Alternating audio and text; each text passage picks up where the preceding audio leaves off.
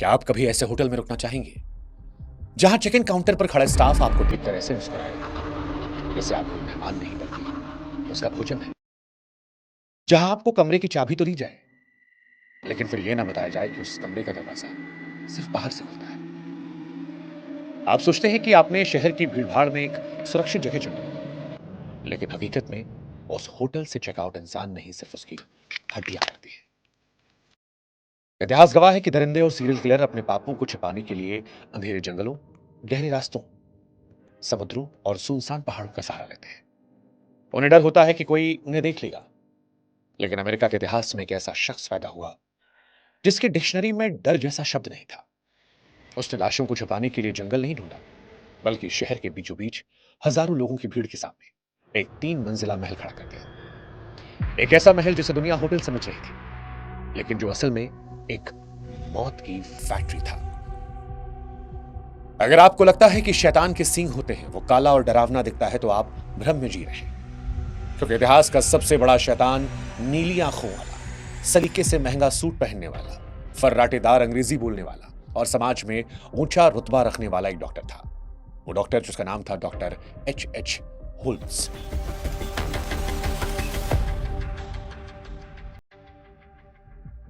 और आज उसी के दिमाग और उसकी बनाई गई इमारत के अंधेरे कोनों में हम चलेंगे, और जगह जहां आज भी इंसान की चीखें गूंज पड़ती है। यह कहानी शुरू होती है साल 1886 में, जब शिकागो शहर अमेरिका का दिल बन रहा था। एक नौजवान अजनबी शहर में आता है। नाम होता है हरमन वेबस्टर मुचेट।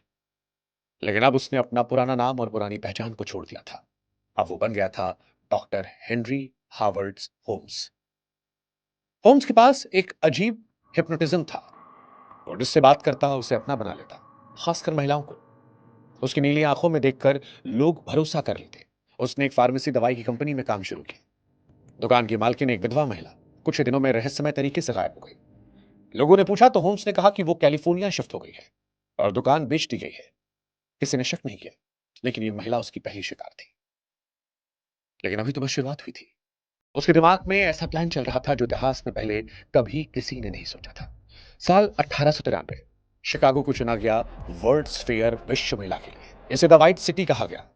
बिजली की रोशनी से जगमगाता हुआ शहर। पूरी दुनिया से, यूरोप, एशिया, भारत, लाखों लोग इस मेले को देखने आने वाले थे। अमीर व्यापारी, रईस जाते और घर से पहली बार आजादी की सांस लेने निकली जवान लड़कियां। होम्स ने इस मौके को पहचान लिया। उसने सोचा कि अगर इतनी भीड़ में कुछ लोग गायब हो जाएंगे तो कौन ढूंढेगा। उसने फार्मेसी के सामने वाली खाली जमीन को खरीदा और वहां पर एक विशाल इमारत बनवानी शुरू कर दी। नीचे दुकानें थीं और ऊपर की 2 मंजिलों पर होटल। अखबारों में बड़े बड़े विज्ञापन छपवाए गए। वर्ल्ड फेयर के यात्रियों के लिए सबसे नजदीक, सबसे सस्ता, सबसे सुरक्षित होटल। उसकी शालीनता, उसकी मीठी आवाज और डॉक्टर का ठप्पा लोगों के लिए यह भरोसा करने के लिए काफी था कि वो सुरक्षित हाथों में। लेकिन वो इस बात से अनजान थे कि होटल में नहीं बल्कि एक सुनियोजित स्लॉटर हाउस में कदम रख चुके हैं। इस इमारत का निर्माण एक रहस्य था। होम्स ने इसे बनाते वक्त 300 से ज्यादा मजदूरों को काम पे रखा। जैसे ही मजदूर थोड़ा ढांचा खड़ा करते, वो उन्हें काम में गलती निकालकर भगा देता और फिर नए मजदूर ले आता। यहां वो पैसे नहीं बचा रहा था, वो अपने होटल की सीक्रेसी चाहता था, गोपनीयता। वो नहीं चाहता था कि इस दुनिया में उसके अलावा किसी भी दूसरे इंसान को यह पता चले कि दीवारों के पीछे क्या है। वो नहीं चाहता था कि कोई भी उस इमारत का पूरा नक्शा जान सके। और जब इमारत बनकर तैयार हुई तो यह महल जैसी थी, लेकिन अंदर का नजारा किसी पागल के दिमाग जैसा था। सीढ़ियां थी जो ऊपर चढ़ती थी लेकिन छत से टकराकर खत्म हो जाती थी। दरवाजे थे जिन्हें खोलो तो पीछे ठोस ईंट की दीवार मिलती थी। गलियारे थे जो इतने सकरे और घुमावदार थे कि इंसान अपनी दिशा को भूल जाए। अलमारियां थी जो असल में गुप्त रास्ते थे। लेकिन सबसे डरावनी बात जो थी वो थी यहां के कमरे। 100 से ज्यादा कमरे ऐसे थे जिनमें एक भी खिड़की नहीं थी। आप सोचिए, एक कमरा जिसमें हवा आने का कोई रास्ता नहीं, सूरज की रोशनी की कोई किरण नहीं। दरवाजा बंद होते ही वो कमरा एक सील बंद लोहे का ताबूत बन जाता था। दीवारों के बीच में लोहे की प्लेट्स भरी गई थी ताकि वो साउंड प्रूफ हो पाए। अंदर इंसान चाहे जितना चीखे, चाहे जितना गला फाड़े, दीवारों को पीटे, लेकिन बाहर गलियारे में खड़े इंसान को उसकी भनक तक ना लगे। होम्स कोई आम कातिल नहीं था जो गुस्से में आकर चाकू मार दे। वो एक साइंटिफिक किलर था। उसे खून की छींटों से ज्यादा कंट्रोल पसंद था। अब आप कल्पना करके देख सकते हैं, आप एक युवा लड़की हैं, होम्स ने आपको प्यार के जाल में फंसाया। या फिर आप एक यात्री हैं, आप अपने कमरे में, रात के 2 बज रहे हैं, सब कुछ शांत है, लेकिन अचानक आपकी आँख खुलती है और आपके कमरे में एक अजीब-सी मीठी-मीठी बदबू आती है। क्लोरोफॉर्म या फिर नेचुरल गैस। आपका सिर चकराने लगता है। आप उठना चाहते हैं, लेकिन आप सुन्न पड़े हैं।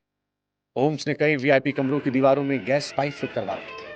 उसका कंट्रोल उसके बेडरूम में था।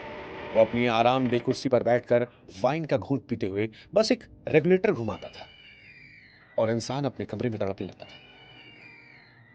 इंसान बिस्तर से गिरता, घिसटते हुए दरवाजे तक जाता, हैंडल घुमाता, लेकिन पता चलता कि लॉक है। वो दरवाजा पीटता, लेकिन कोई जवाब नहीं मिलता। और ठीक उसी वक्त दीवार की दूसरी तरफ या ऊपर वाले कमरे में होम्स कान लगाकर खड़ा है। उसे आपकी वो धीमी होती सांसें, वो खरशते हुए नाखून और वो आखिरी तड़प किसी संगीत की तरह लगती। वो तब तक खड़ा रहता जब तक अंदर से आवाज आनी पूरी तरह बंद ना हो जाती। सन्नाटा, मतलब काम पूरा।